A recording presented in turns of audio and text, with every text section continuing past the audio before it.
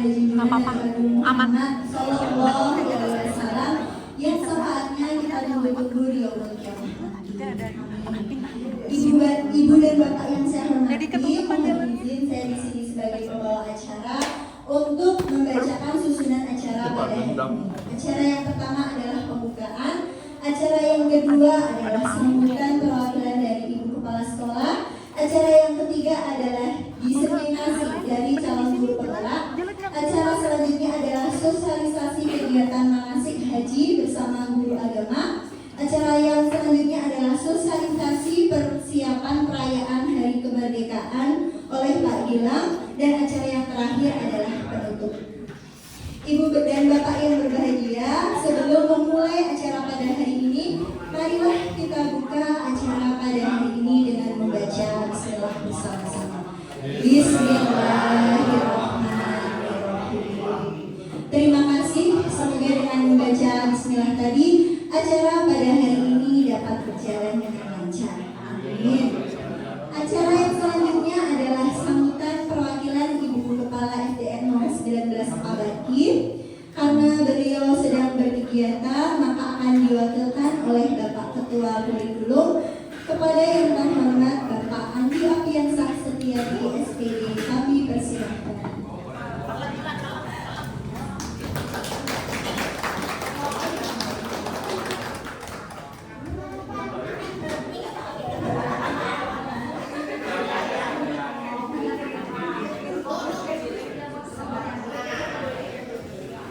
Sebentar ya.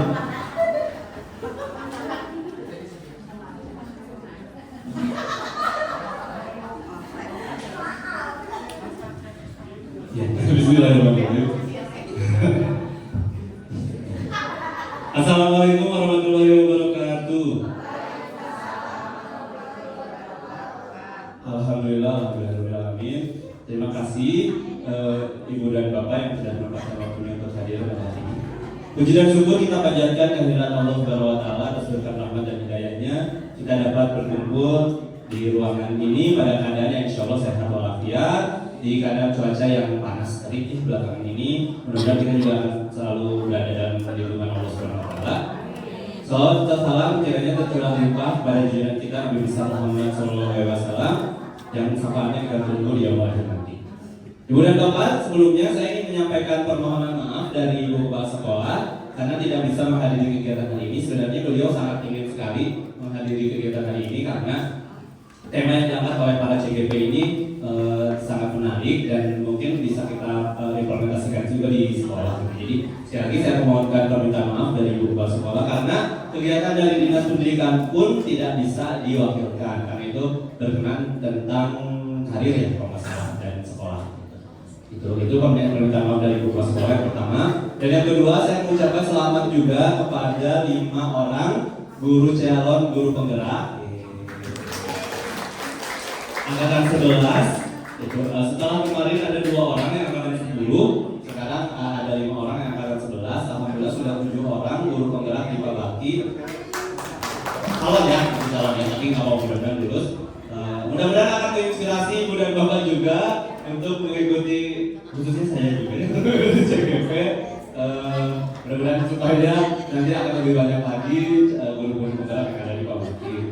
Mari kita simak nanti apa yang akan disampaikan oleh kelima calon guru penggerak ini tentang budaya positif di lingkungan sekolah. Mari kita simak bersama-sama, kita implementasikan dan kita refleksi diri ya.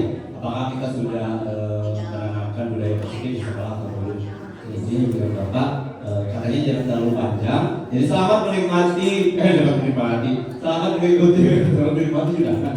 Selamat mengikuti kegiatan dengan serius tapi santai bersama 5 orang. Saya sebutkan itu satu-satu ya. Ada Bu Lisi Kurniati, ada Bu Lucia Desi Ria Natalia, ada Bu Fitri Adawiyah, ada Bu Dias Budi Pradwati dan Ibu Anita apa sih Anita namanya? Oh Yani. Selamat menjalankan TGP ini baru awal ya. Nanti mungkin kegiatan yang bakti yang sebenarnya itu ketika sudah lulus menjadi guru penggerak. Selamat, semoga sukses, sehat semuanya. Terima kasih Ibu dan Bapak sudah menyempatkan waktunya. Mohon maaf jika ada kesalahan. Bila taufiq wal hidayah. Wassalamualaikum warahmatullahi wabarakatuh.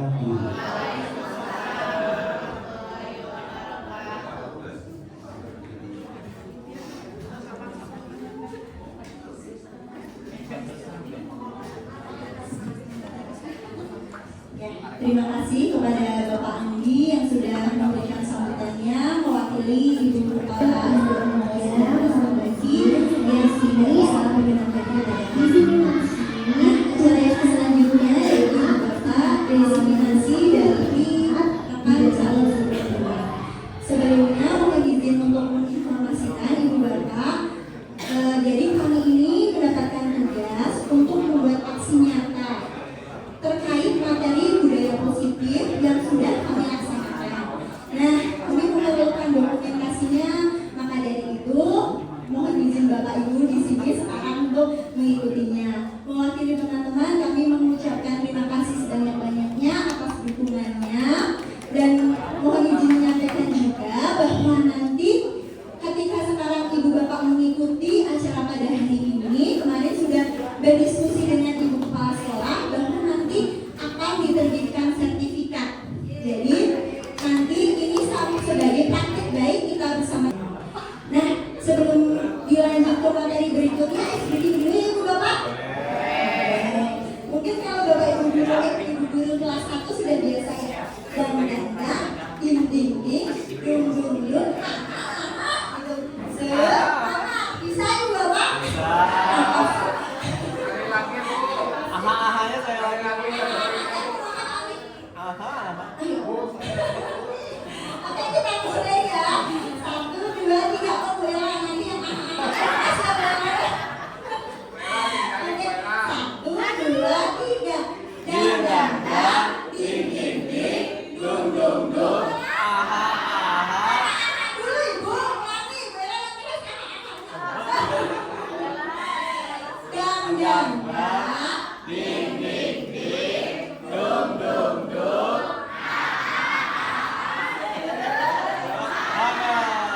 Ya, terima kasih Bu Bapak walaupun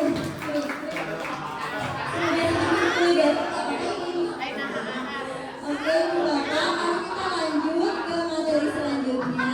Mohon izin di sini saya akan menyampaikan materi keyakinan kelas. Nah, keyakinan kelas. Mengapa ya Bapak Ibu kok keyakinan kelas?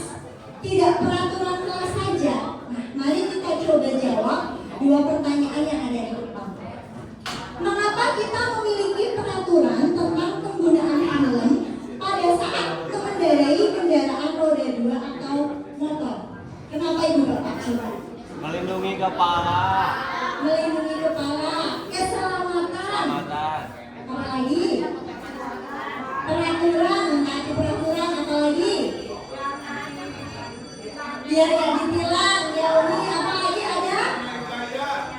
Buat gaya apa namanya? Buat gaya-gaya. Yang bagus, hati-hati nanti hilang, kayak yang Pak bilang ya. Nanti kembali ya. Oke.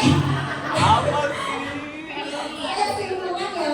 Jadi untuk penggunaan helm itu utamanya adalah untuk keselamatan. Ya, jangan cuma untuk gaya-gayaan aja, pada untuk keselamatan. Lalu yang selanjutnya, mengapa kita memiliki peraturan tentang penggunaan masker dan mencuci tangan setiap saat? Kira-kira apa ya Ibu Bapak? Tidak menularkan penyakit. Kebersihan, Tidak menularkan penyakit. tidak melakukan penyakit, menjaga kesehatan. Tadi biar tidak apa? Biar nggak bau mulut. Ya, tidak masuk ke mulut ke Tidak hidung. menyebarkan bau mulut. Ya, tidak menyebarkan bau mulut. Ya udah siap. Oh, curhat. Nah, bisa kita simpulkan itu Bapak dari tadi beberapa poin, intinya apa?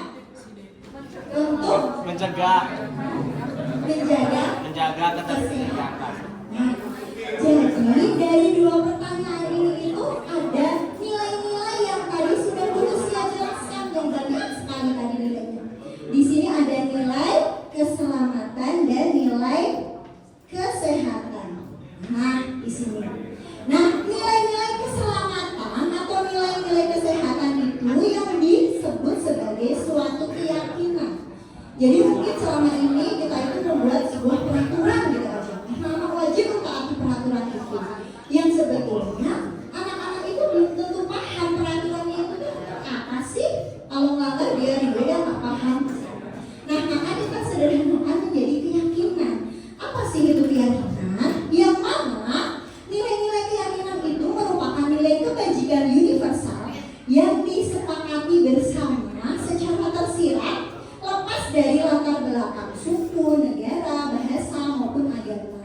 Nah, nilai-nilai kebajikan ini menekankan kepada seseorang akan lebih memotivasi dari dalam. Jadi ketika anak-anak sudah paham akan keyakinannya melakukan itu untuk apa? Oh, untuk kesehatan, untuk keselamatan. Berarti anak-anak termotivasi dari dalam, bukan hanya takut akan peraturan yang dibuat oleh bapak ibu gurunya. Gitu. Nah, murid pun demikian ya. Murid perlu mendengarkan arti sesungguhnya dari peraturan, bukan hanya sekedar peraturan saja. Jangan sampai murid-murid itu menjadi tidak tertarik atau takut sehingga hanya sekedar mengikuti serangkaian peraturan yang mengatur tanpa memahami tujuannya. Nah, pada intinya kita itu memunculkan motivasi. Halo ibu bapak. Jangan berhati-hati ya. Nah, itu jadi kita harus memunculkan motivasi anak-anak itu dari dalam anak-anak, kesadaran anak-anak untuk meyakini suatu nilai keyakinan tersebut.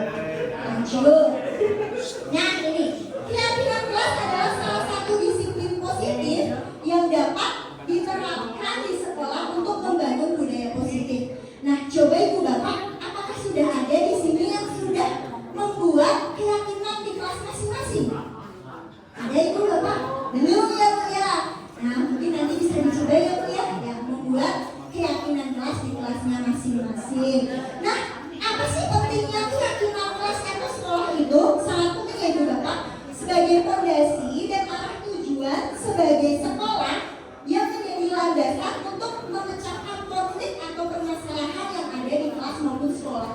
Jadi nanti ini akan berhubungan dengan materi selanjutnya sampai ke segitiga restitusi yang nanti akan disampaikan oleh Ibu Anita, yang mana ketika anak melakukan sebuah kesalahan, kita balikkan keyakinan kelas yang sudah dibuat.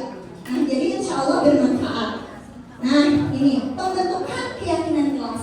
Jadi untuk membentuk suatu keyakinan kelas itu ibu bapak, pernyataan keyakinan kelas senantiasa dibuat dalam bentuk positif. Jadi membuatnya jangan, misalnya jangan ramai di kelas, jangan telat ketika masuk, itu diubah ke dalam kalimat positif.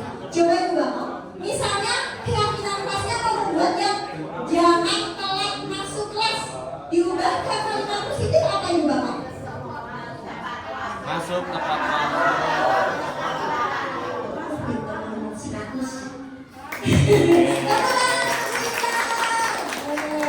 Datang ke sekolah tepat waktu. Jadi semua keyakinan kelas yang dibuat ibu bapak nanti bersama anak-anak itu semuanya kalimat positif. Kalimat negatifnya yang pakai jangan, pakai tidak, itu tidak boleh, tidak dianjurkan begitu. Kata materi yang saya dapat seperti itu. Nah, sebentar iklan ibu bapak. Tuh, ada cemilan sesi 2 sambil menikmati mungkin sambil menunggu apa ya? Apakah ada yang mau memberikan sedikit dari kakak Cigeba? Oh udah, masih. Kita lagi dulu apa jadi sedikit.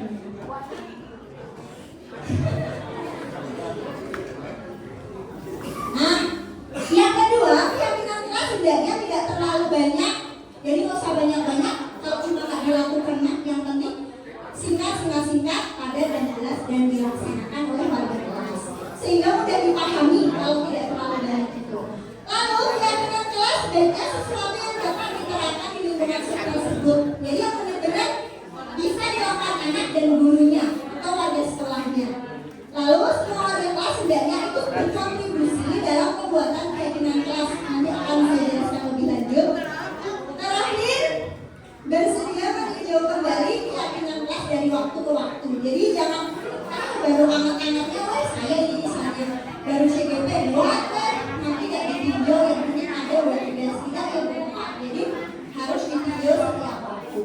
Nah, selanjutnya Bu Desi, ini adalah prosedur pembentukan keyakinan kelas atau sekolah. Yang pertama kita berdiskusi dengan anak-anak. Jadi agar anak-anak itu benar-benar melakukannya dari motivasi dari dalam, itu kita tanya, kita mau buat keyakinan kelas yang mana keyakinan kelas ini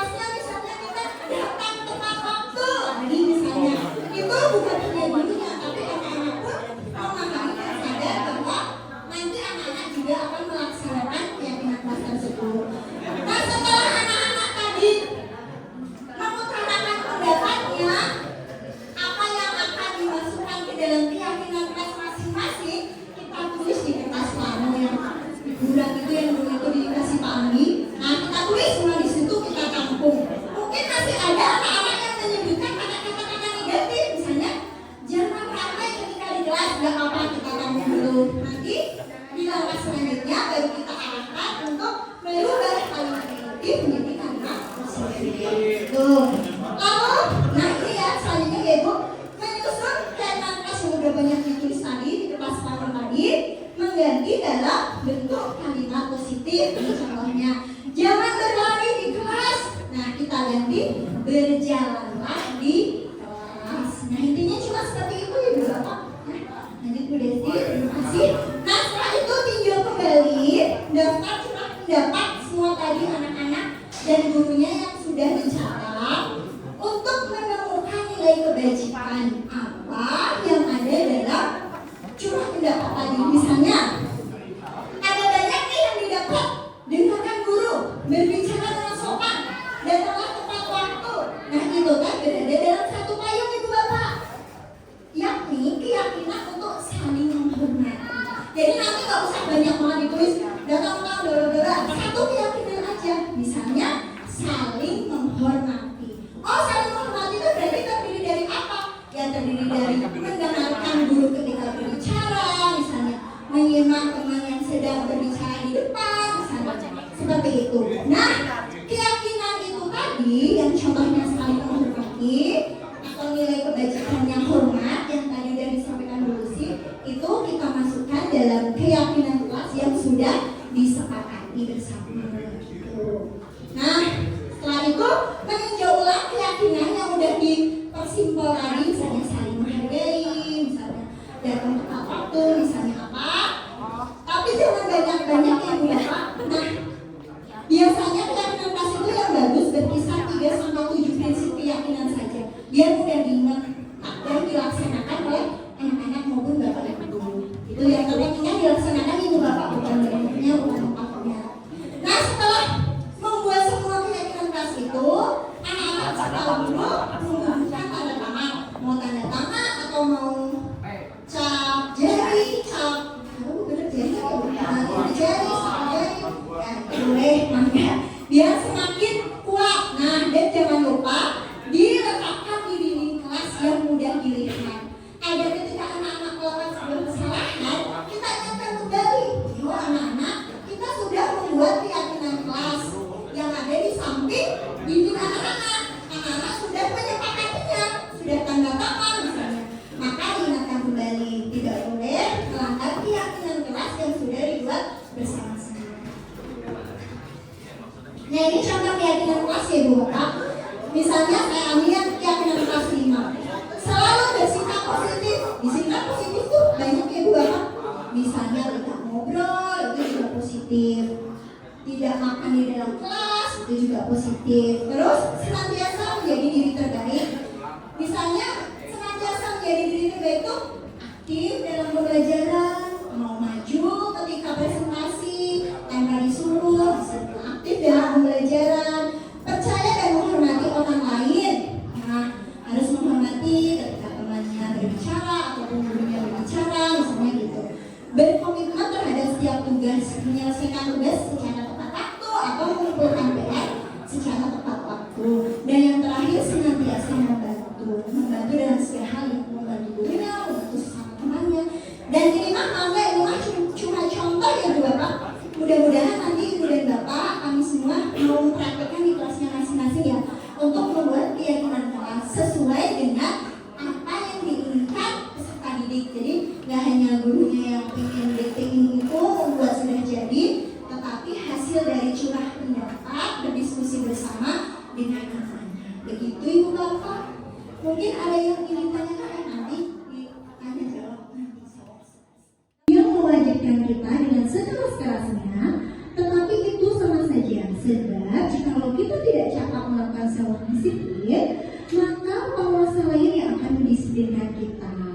Nah, disiplin yang dimaksud di sini Ibu Bapak adalah disiplin diri, yang mana memiliki motivasi internal. Nah, jika kita sudah mempunyai motivasi internal, maka kita tidak memerlukan lagi motivasi eksternal, yang mana kita melakukan disiplin positif itu dari dalam diri kita sendiri. Nah, apabila seseorang memiliki disiplin diri, berarti mereka bertanggung jawab terhadap apa yang dilakukannya berdasarkan tindakan mereka pada nilai-nilai kebajikan universal. Nah, selanjutnya Ibu Bapak, adalah nilai-nilai kebajikan. Ada profil pelajar Pancasila, ada Ibu, ada 9 pilar karakter Indonesia Heritage Foundation, ada petunjuk seumur hidup dan keterampilan hidup, ada the 7 essential virtues, ada the virtues project. Nah, selanjutnya ini yang masuk dalam profil pelajar Pancasila ya Ibu Bapak, ada beriman bertakwa kepada Tuhan yang Maha Esa dan berakhlak mulia, mandiri, bernalar kritis, berkebinekaan global, bergotong royong, kreatif. Lalu ada juga sikap murid, di sini ada toleransi, rasa hormat, integritas, mandiri, menghargai, antusias, dan sampai pada komitmen. Lalu di sini ada 9 pilar karakter. Di sini ada cinta Tuhan dan segala ciptaannya, jawab, ada kejujuran, ada hormat dan santun, ada dermawan, ada percaya diri, ada kepemimpinan, ada baik hati dan rendah hati, dan ada toleransi. Nah, di sini ada petunjuk seumur hidup dan keterampilan hidup ya Ibu Bapak.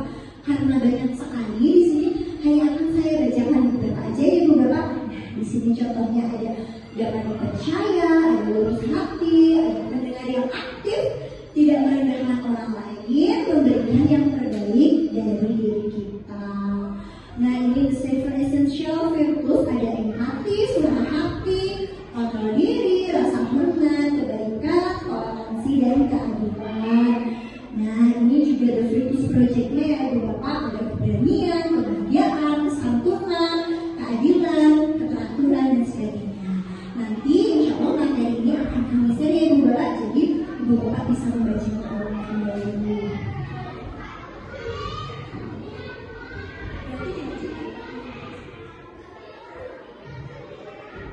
Nah, Ibu Bapak, tadi kita sudah belajar tentang disiplin positif, tentang keyakinan kelas. Sekarang kita beralih ke 5 kebutuhan dasar manusia. Nah, untuk membangun budaya sekolah yang positif, Ibu Bapak, dengan lingkungan yang aman dan mendukung murid untuk menjadi pribadi yang berdaya, seimbang, dan bahagia. Salah satu upaya yang dapat dilakukan adalah sebagai seorang guru memahami kebutuhan akan murid. Coba di sini Ibu Bapak, apakah sudah ada yang mengetahui kebutuhan murid Ibu Bapak yang ada di kelas itu apa saja? Nah, di sini Ibu Bapak dalam lingkaran itu ada 5 kebutuhan dasar manusia, yang mana itu juga merupakan kebutuhan dasar peserta didik kita di kelas masing-masing. Ada penguasaan, ada kasih sayang dan rasa diterima, ada bertahan hidup, ada kesenangan, dan ada kebebasan. Nah, kita ambil contoh perbandingan dengan hidup tumbuh-tumbuhan seorang petani, yang mana dalam hakikatnya sama kewajibannya dengan seorang pendidik, yakni menanam padi yang menuntut tumbuhnya padi, memperbaiki kondisi tanah, memelihara tanaman padi, memberi pupuk dan air, membasmi ulat-ulat atau jamur yang mengganggu hidup tanaman padi, dan lain sebagainya. Nah, itu menurut Ki Hajar Dewantara.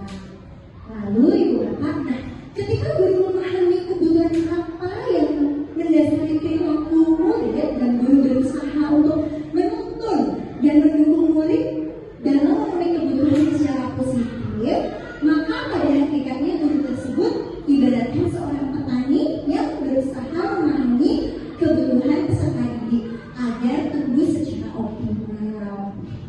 Nah, sekarang bagaimana dengan murid kita Ibu Bapak?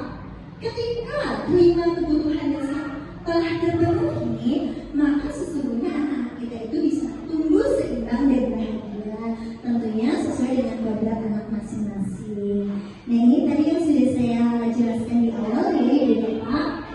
Nah, ini yang pertama adalah kebutuhan bertahan hidup.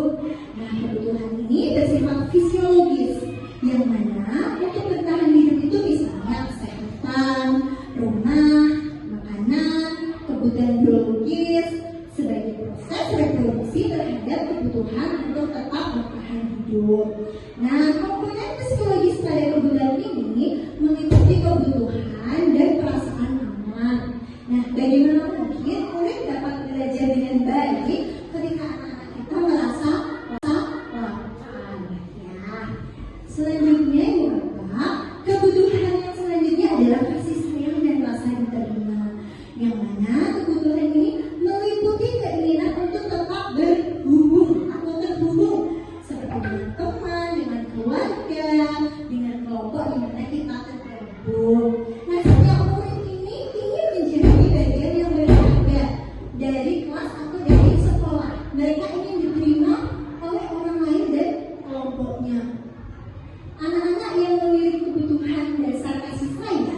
Dan rasa diterima ini biasanya disukai dan diterima oleh lingkungannya.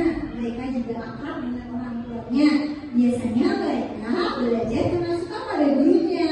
Bagi mereka teman sebaya sangatlah penting. Mereka juga biasanya bekerja dalam kelompok.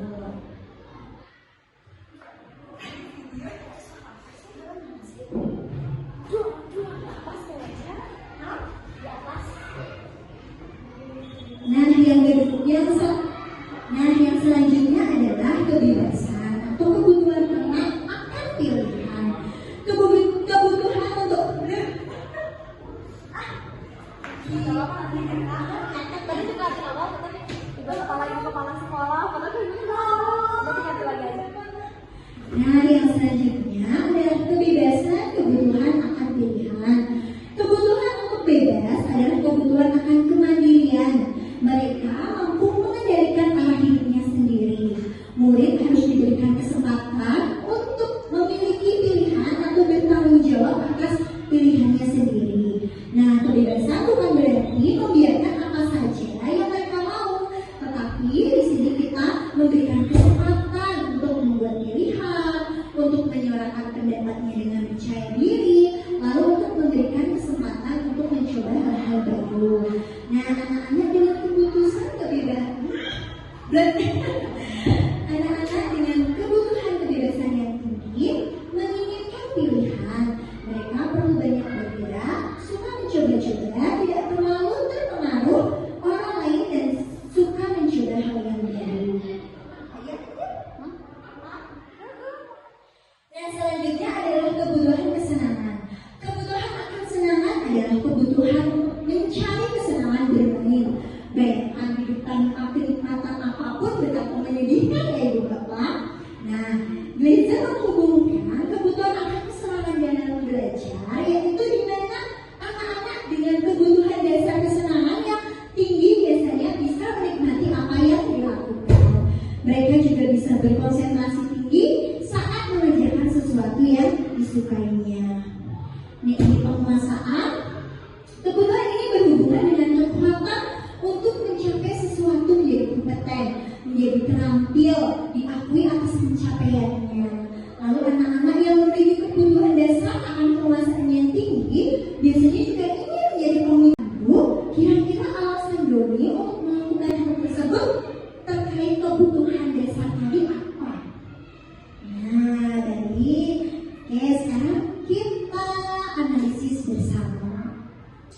Kita amati bersama ibu bapak di sini berdasarkan jawaban Doni, maka baru kita bisa menganalisis. Berarti Doni itu membutuhkan kebutuhan dasar apa? Yang pertama, apabila jawaban Doni ketika ditanya oleh ibu Ambar adalah karena dia lapar dan orang tuanya tidak membawakannya bekal makan siang, maka kebutuhan dasar yang sedang berusaha dipenuhi oleh Doni adalah kebutuhan untuk bertahan hidup. Mungkin di rumahnya kurang makanan atau tidak disediakan ibu bapak. Nah, kita tidak tahu, harus dianalisis kepada orang tuanya. Nah, apabila Doni menjawab bahwa alasannya mengambil bekal temannya karena dia merasa senang, temannya jadi memperhatikan dia, ya. Ketika temannya melaporkan tindakannya pada guru dan guru memberitahu orang tuanya sehingga orang tuanya memperhatikan dia, maka kebutuhan dasar yang sedang dipenuhi oleh Doni adalah rasa kasih sayang dan rasa terima. Caper gitu ya ibu bapak ya. Nah, tetapi apabila jawaban Doni adalah dia merasa hebat karena temannya menjadi takut dengan dia, menuruti keinginannya. Nah, maka kebutuhan dasar yang ingin dipenuhi Doni adalah kekuasaan. Lanjut ibu bapak, apabila jawaban Doni dia merasa bosan dengan bekal makanan yang dibawakan ibunya dari rumah, karena ibunya itu membawakan bekalnya itu aja. Nah, padahal teman-temannya itu membawa bekalnya bermacam-macam sehingga Doni itu kepengen gitu bapak. Nah, maka Doni sedang berusaha memenuhi kebutuhannya akan kebebasan. Nah, selanjutnya ya bapak ya, masih tetap semangat ya. Nah, ini masih banyak ya materinya ibu bapak. Nah, bila Doni menjawab bahwa ia melakukannya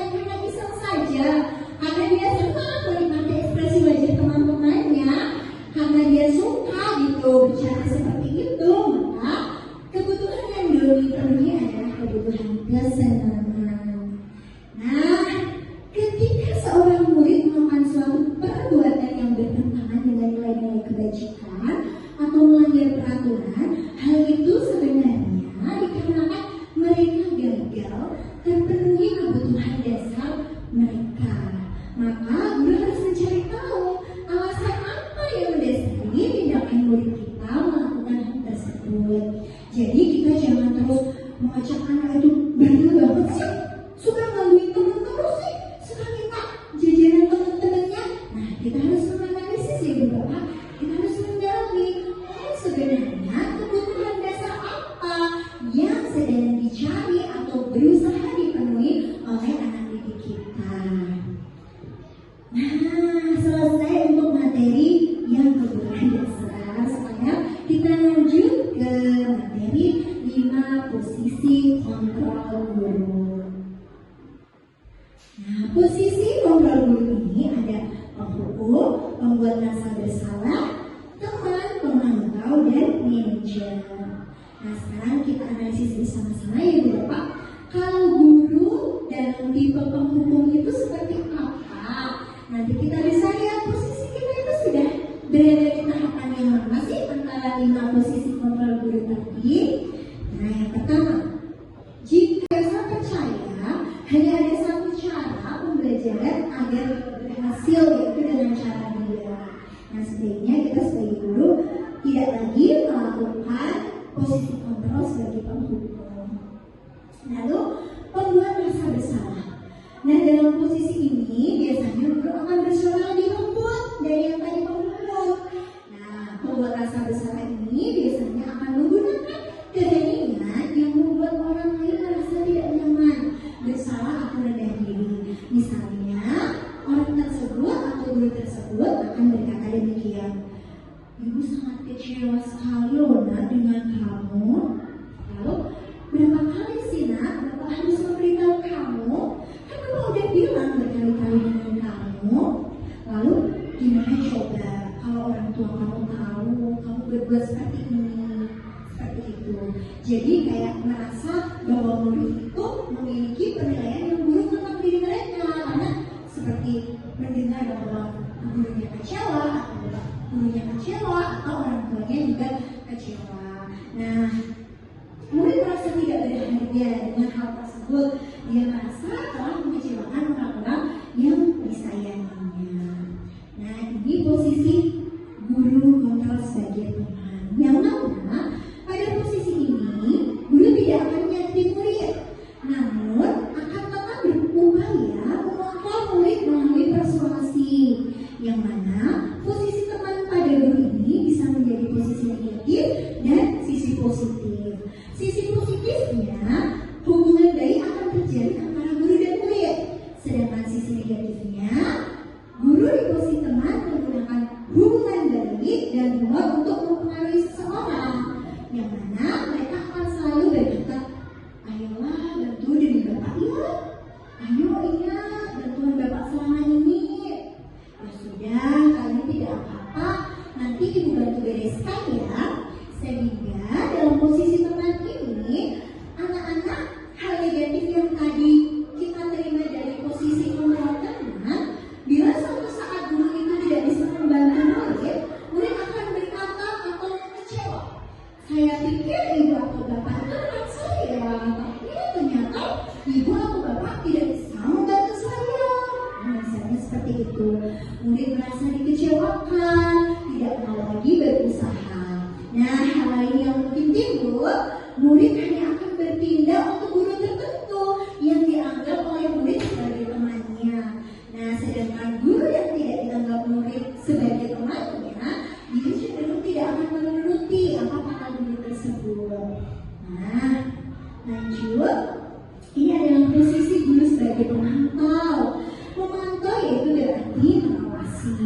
Pada saat kita mengawasi, kita bertanggung jawab penuh atas perilaku orang-orang yang kita awasi. Posisi pemantau berdasarkan pada peraturan-peraturan dan konsekuensi. Dengan menggunakan sanksi, kita dapat memisahkan hubungan pribadi kita dengan murid. Sebagai seseorang menjalankan posisi pemantau, biasanya pertanyaan yang sering dikatakan oleh guru sebagai pemantau itu, peraturannya apa? Apa yang telah kamu lakukan? Nah, untuk apa yang sudah kamu lakukan, sanksi atau konsekuensi apa yang harus kamu terima? Seorang pemantau sangat mendapatkan perhitungan Pada saat kita mengawasi, kita bertanggung jawab penuh atas perilaku orang-orang yang kita awasi. Posisi pemantau berdasarkan pada peraturan-peraturan dan konsekuensi. Dengan menggunakan sanksi, kita dapat memisahkan hubungan pribadi kita dengan murid. Sebagai seseorang menjalankan posisi pemantau, biasanya pertanyaan yang sering dikatakan oleh guru sebagai pemantau itu, peraturannya apa? Apa yang telah kamu lakukan? Nah, untuk apa yang sudah kamu lakukan, sanksi atau konsekuensi apa yang harus kamu terima? Seorang pemantau sangat mendapatkan perhitungan data yang dapat digunakan sebagai bukti atas perilaku seseorang. Nah, seperti itu. Yang terakhir, Bapak, yaitu posisi manajer. Yang mana di sini guru berbuat sesuatu bersama dengan murid, mempersilahkan murid untuk mempertanggungjawabkan perilakunya, mendukung murid agar dapat menemukan solusi atas permasalahannya sendiri. Seorang manajer telah memiliki keterampilan di posisi teman maupun pemantau. Dengan demikian, bisa jadi di waktu-waktu tertentu kembali kepada kedua posisi tersebut bila diperlukan. Namun, bila kita menginginkan murid-murid kita menjadi manusia yang terbuka, mandiri dan bertanggung jawab, maka kita perlu mengacu kepada restitusi yang dapat menjadikan murid kita menjadi seorang manajer bagi dirinya sendiri. Nah, di sini murid diajak untuk menganalisis kebutuhan dirinya maupun kebutuhan orang lain. Nah, seorang manajer dalam menghadapi sebuah problem itu akan berkata seperti ini. Mana apa yang kita yakini? Kembali ke keyakinan yang sudah kita buat bersama. Lalu, apakah kamu meyakininya? Jika kamu meyakininya, apakah kamu bersedia memperbaikinya? Jika kamu memperbaiki ini, hal apa tentang dirimu yang menunjukkan dirimu? Lalu rencana apa yang akan kamu lakukan untuk memperbaiki hal tersebut? Nah, Ibu Bapak, tugas seorang manajer bukan untuk mengatur perilaku seseorang. Kita membimbing murid untuk dapat mengatur dirinya sendiri. Seorang manajer bukan memisahkan murid dari kelompoknya, tetapi mengembalikan murid ke kelompoknya dengan lebih baik dan kuat. Nah, menurut Ibu Bapak, dari kelima posisi kontrol guru tadi, mana yang efektif yang bagus kita terapkan? Ya, betul, yang manajer ya. Walaupun yang posisi kontrol teman maupun pemantau itu juga masih bisa kita lakukan. Nah, yang jangan dilakukan itu yang posisi penghukum. Nah, ini Bu Bapak contoh yang satu. Terlambat lagi, pasti terlambat lagi. Selalu datang terlambat. Kapan bisa datang tepat waktu? Nah, ini contoh apa? Ya, betul. Penghukum ya. Nah, lalu yang contoh kedua. Adi, kamu ini bagaimana ya? Kamu sudah berjanji dengan ibu tidak akan terlambat lagi. Kamu kenapa ya senang sekali mengecewakan ibu? Ibu benar-benar kecewa sekali. Nah, ini apa Ibu Bapak? Membuat rasa bersalah. Nah, ini yang contoh keempat. Guru, Adi, tahukah kamu jam berapa kita memulai? Tahu Pak, kamu terlambat 15 menit. Apakah kamu sudah mengerti konsekuensi yang harus dilakukan bila terlambat? Paham Pak, saya harus tinggal kelas pada jam istirahat nanti dan mengerjakan tugas ketertinggalan saya. Ya benar, nanti pada saat jam istirahat kamu harus tinggal di kelas ya, untuk menyelesaikan tugas yang sudah tertinggal tadi. Nah, yang ini apa Ibu Bapak? Ini yang pemantau ya. Oke, hebat Ibu Bapak. Yang terakhir, Adi, apakah kamu mengetahui jam berapa sekolah dimulai? Tahu Pak, jam 7. Ya, jadi kamu terlambat ya. Kira-kira bagaimana kamu akan memperbaiki masalah ini? Saya bisa menanyakan teman saya Pak untuk mengerjakan tugas yang tertinggal. Baik, itu bisa dilakukan. Apakah besok akan ada masalah untuk kamu agar bisa hadir tepat waktu ke sekolah? Tidak Pak,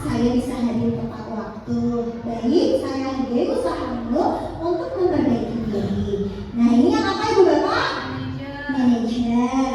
Ini yang paling bagus kita lakukan. Jadi kita menggali anak-anak untuk bisa menemukan, memperbaiki masalah yang mereka alami.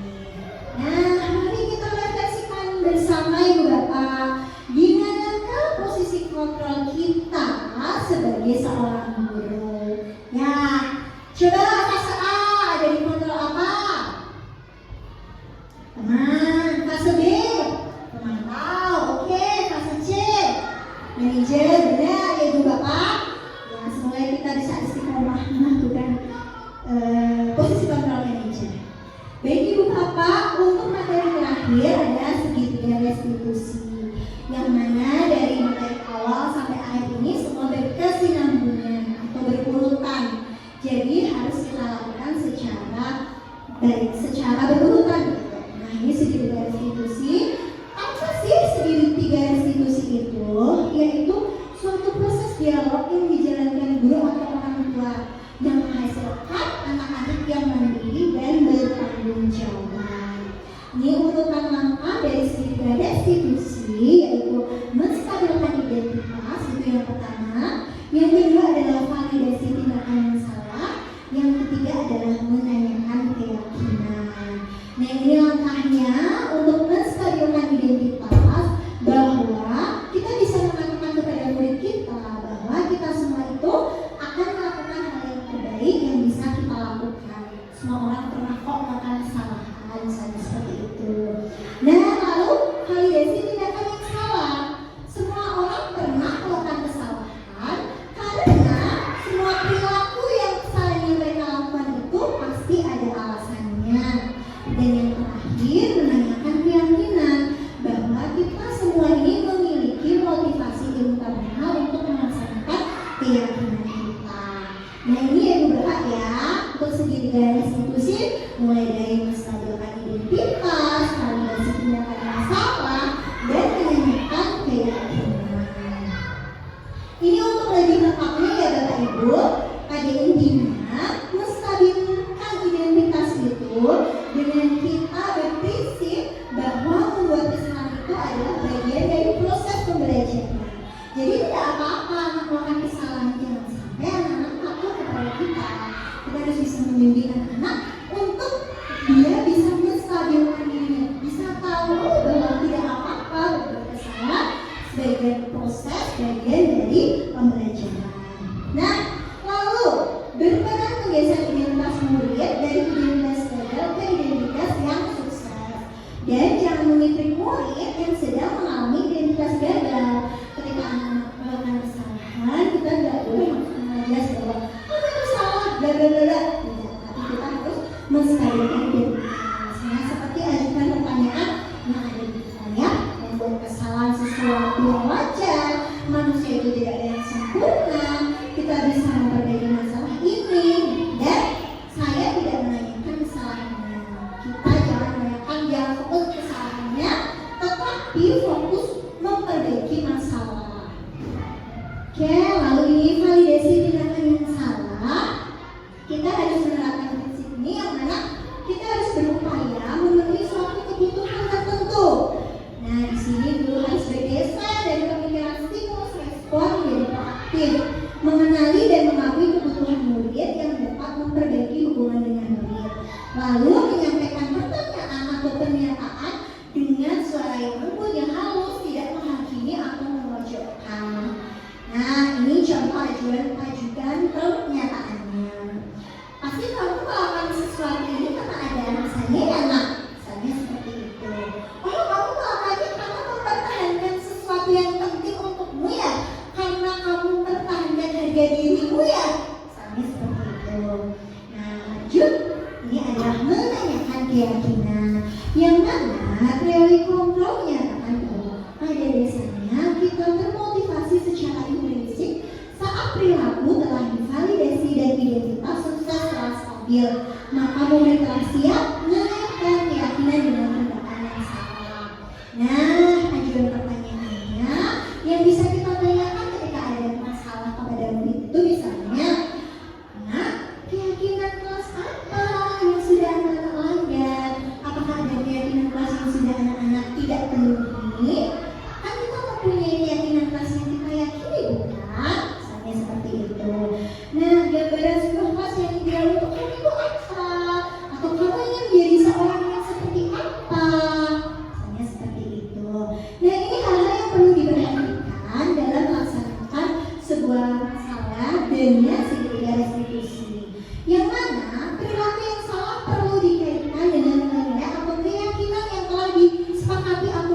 maju. Makanya penting sekali ketika kita belum membuat keyakinan kelas, kita harus membuat keyakinan kelas dulu agar kita bisa menjalankan segitiga restitusi dengan sempurna.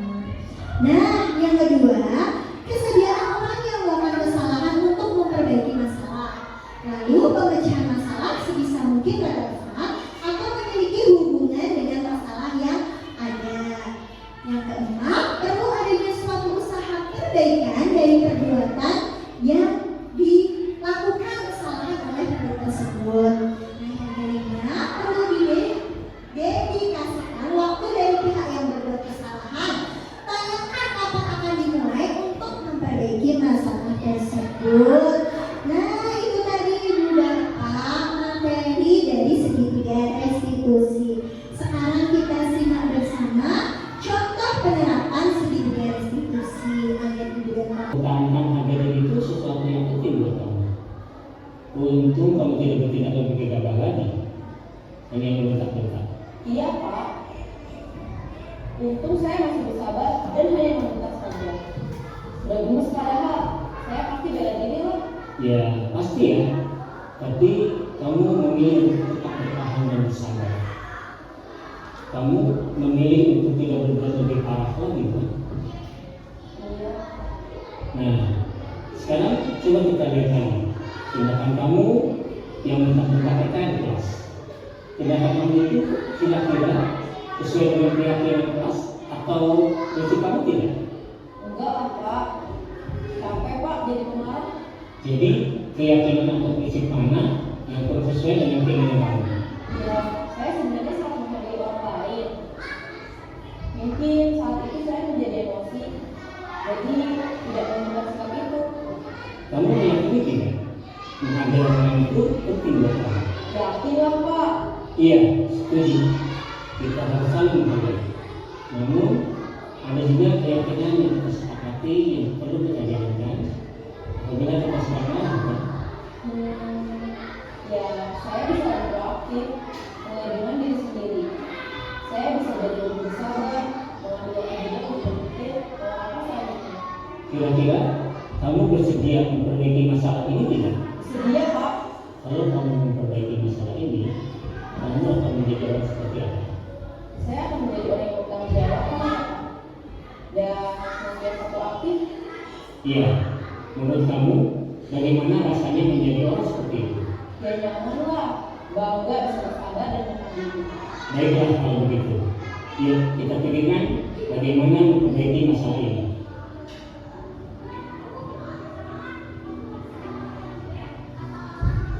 Nah, itu tadi Ibu Bapak contoh dari video penerapan segitiga restitusi. Nah, bagaimana Ibu Bapak hari ini sudah mendengarkan pemaparan materi dari saya dari awal sampai akhir? Mudah-mudahan bermanfaat ya Ibu Bapak ya. Mudah-mudahan ada bayangan, ada sesuatu yang walaupun sedikit bisa Ibu Bapak ambil dan Ibu terapkan di kelas masing-masing. Nah, mungkin cukup sekian Ibu Bapak pemaparan materi dari saya. Apabila ada kurang dan lebihnya saya mohon maaf. Oh iya, sebelum ditutup, maka apabila ada pertanyaan dari Ibu Bapak, silahkan nanti saya bisa untuk mencoba menjawabnya ya. Seperti itu ya.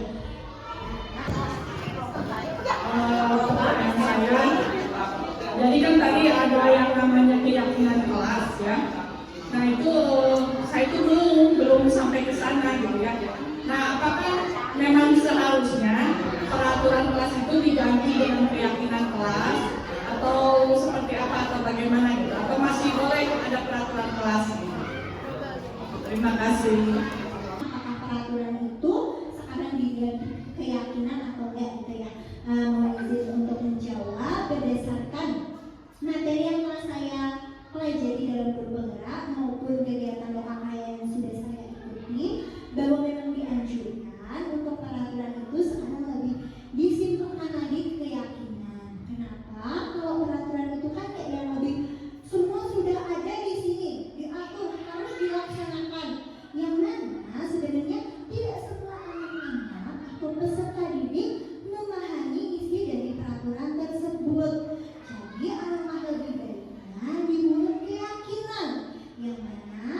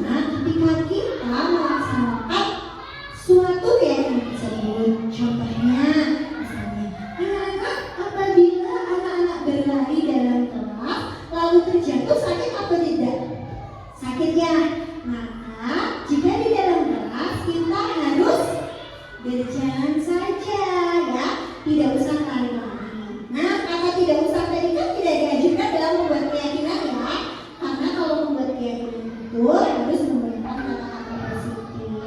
Maka anak-anak menjadi mengetahui dampaknya apa yang dilakukan ketika keyakinan tersebut dilaksanakan oleh anak-anak, dan dampak jika keyakinan tersebut tidak dilakukan oleh anak-anak. Mungkin begitu Ibu ya. Intinya anak-anak harus tahu manfaatnya, dampaknya. Jadi anak-anak melaksanakan benar-benar dari hati, bukan karena apa yang disuruh guru atau apa yang dikatakan keyakinan itu ya, bukan seberapa banyak keyakinan yang kita tulis, tetapi bagaimana anak melaksanakannya. Ya, mungkin ada lagi yang kami tanyakan Bu Bapak?